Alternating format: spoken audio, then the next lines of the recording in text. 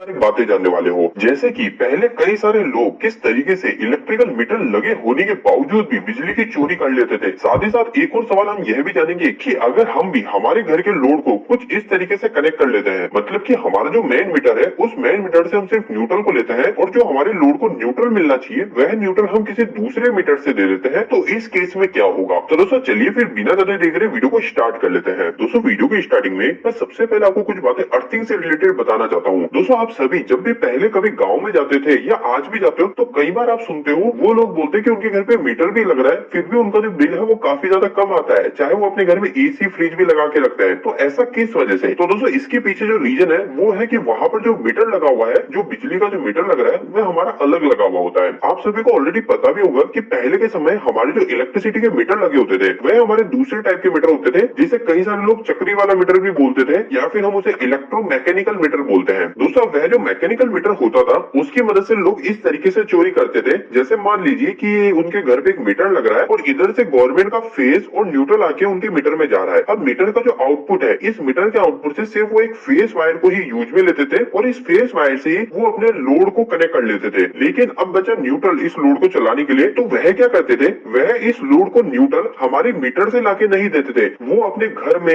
या घर के बाहर कहीं पर एक अर्थिंग को कर लेते थे और उस अर्थिंग का ही उपयोग एज ए न्यूट्रल ले लेते थे। मतलब कि यहाँ से मीटर से जो न्यूट्रल आ रहा है इस न्यूट्रल को उपयोग नहीं करते, वह न्यूट्रल की जगह अर्थिंग का उपयोग ले लेते थे। और ऐसा करने के बाद में हमारे जो मीटर होते थे इलेक्ट्रोमैकेनिकल वो हमारे काम ही नहीं करते थे और उनका जो बिल है वो बिल काफी कम आता था। लेकिन दोस्तों यहाँ पर एक और सवाल आप सभी के मन में आएगा कि यह जो मेथड है कि हम हमारे उपकरण को अर्थिंग से चला रहे हैं, क्या यह सही है या फिर गलत है? तो दोस्तों इसका जवाब सिंपल सा है कि जो हमारी अर्थिंग होती है, इस अर्थिंग का जो मेन काम होता है वह प्रोटेक्शन के लिए किया जाता है। माना कि कई जगह पर गाँव में जहाँ पर हमारा न्यूट्रल प्रॉपर नहीं है या न्यूट्रल हमारा वीक है, उस जगह हम आज भी अर्थिंग का उपयोग ले लेते हैं, लेकिन ये एक सही तरीका नहीं है किसी भी लोड को चलाना। तो इस बारे में तो हमने बात कर ली कि आखिर पहले के समय कैसे लोग इलेक्ट्रिसिटी बिल की चोरी करते थे। लेकिन अगर हम आज के समय की बात करें कि आज के समय आखिर क्या होता है, तो आप सभी को ये पता है कि अब जो भी पुराने मीटर लगे रहते थे वो सारे बदल कर अब ये डिजिटल मीटर लगा दिए गए हैं। अगर आप चाहे गाँव में भी जाके देखोगे तो वहां पर भी आपको सभी घरों में डिजिटल मीटर ही देखने को मिलेंगे। अब सवाल आता है कि अगर कोई इंसान जो हमारा डिजिटल मीटर है, इस डिजिटल मीटर से सिर्फ फेज का उपयोग करे और जो हमारा न्यूट्रल है वो न्यूट्रल किसी और मीटर से ले ले या फिर इस न्यूट्रल की जगह वो पहले की तरह अभी भी अर्थिंग कर दे, तो